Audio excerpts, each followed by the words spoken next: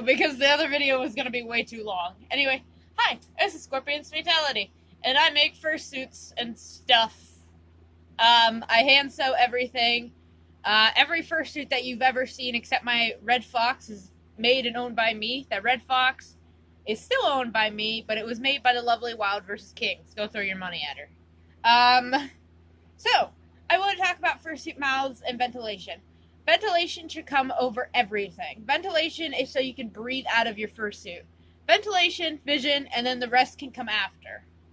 Now, with ventilation in resin heads, I have no idea. I can't say about resin or expanding foam or any of that, so I'm not going to because I've never worked with either of those.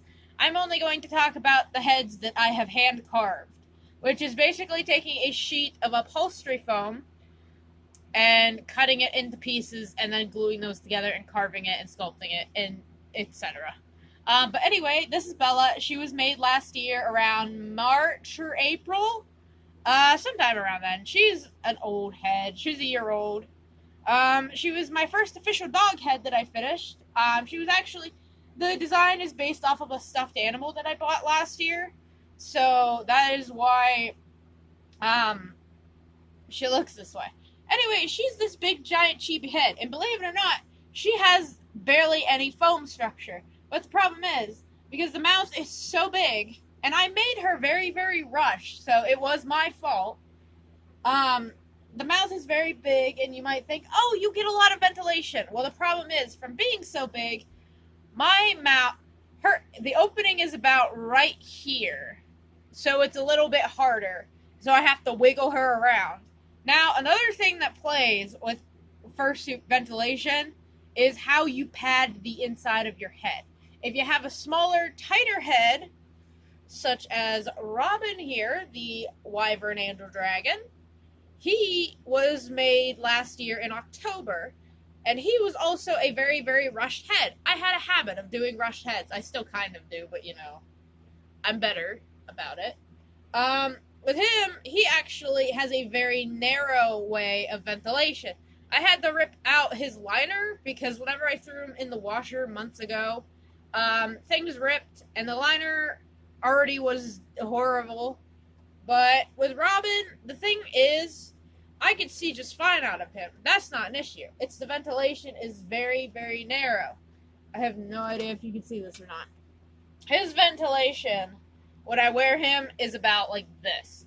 And you might think, oh, but that's a lot of breathing room. Put your hands like this, put them against your mouth and try to breathe like that for like 10 minutes. It's not good. But seriously, ventilation is the most important thing about making fursuits. People want to tell me all of these things. It's building fursuits. The cleaning process is also very important. Especially when you have low ventilation. You have to clean it every single time. And you may have to make sure you clean the mouth, all of it. Anywhere that you are breathing even. Now, an older head of mine, who is 2 years old, who I adore, who is actually a nightmare to wear longer than 5 seconds. She was a very rushed head, except at the time I was going to go to a convention with an ex-friend, and plans fell through. I got a nasty, nasty flu. So I was just dying, and I was trying to work on her, and it was just a nightmare. With her, I need to do a few things to her still. I need to re-glue ears. But yes, this is Emmy Lou version 1. She's my child. She's a wyvern.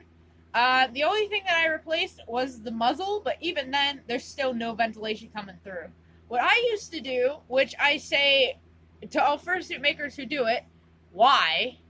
Whenever fursuit makers take their jaw and they'll do a really thick piece of foam around it, so it's a gum.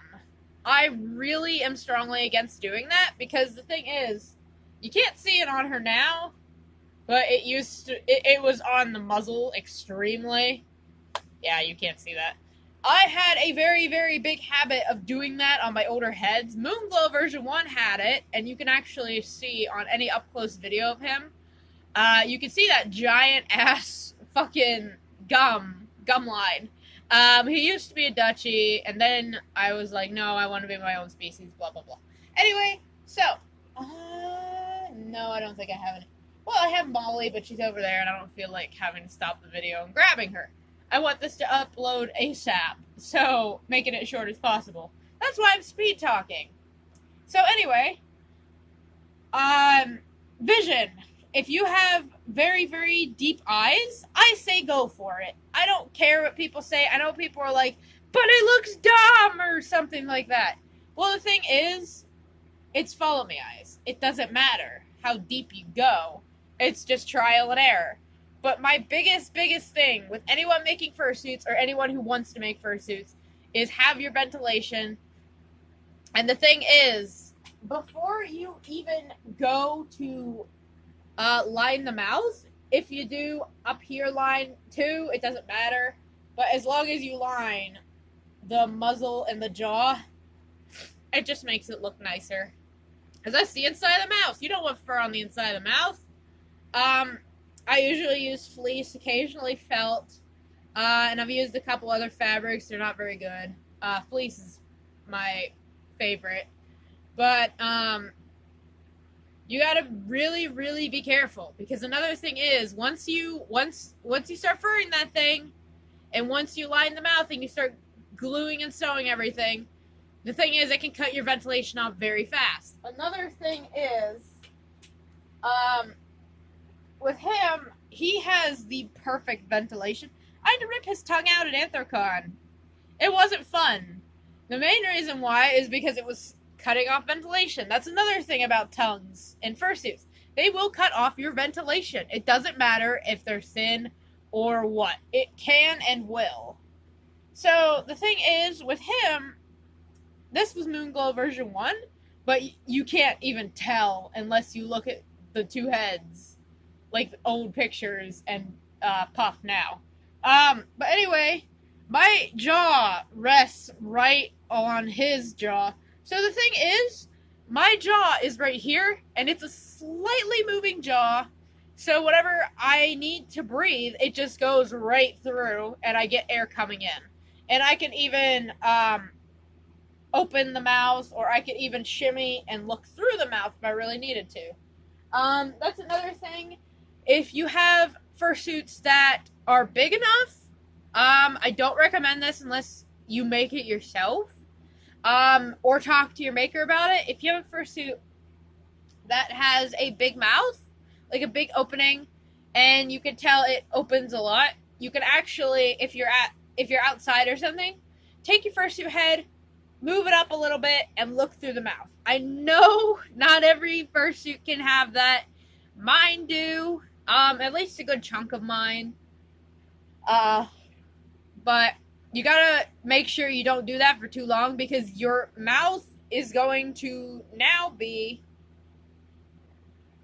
Here's where the mouth is originally. And now you're gonna have all the fur of the neck, and just maybe even the jaw is gonna be over your mouth.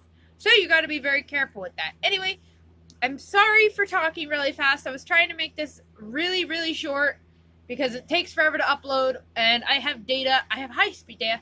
Fuck the FCC. Net neutrality needs to come back in America, because fuck our fucking FCC. They're fucking idiots.